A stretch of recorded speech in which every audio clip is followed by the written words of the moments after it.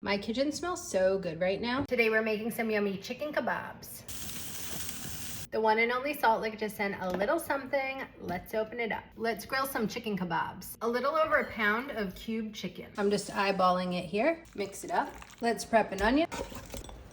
A little olive oil. And let's use this.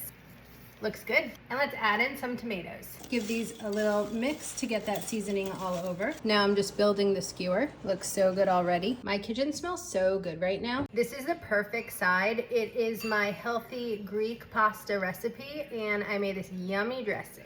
Doesn't that look incredible? They look so good. I love that char. They smell incredible. Let's do a little taste test. Look how beautiful that marinade is on it. Oh, these look super juicy. First, I'm gonna try that onion. I was gonna try this one, but my son wants it. Looks delish. It's good. Okay, my turn.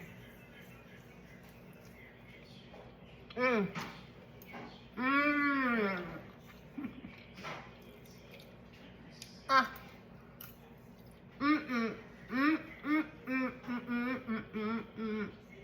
10 out of 10. Babe, it is so delicious. You're gonna freak.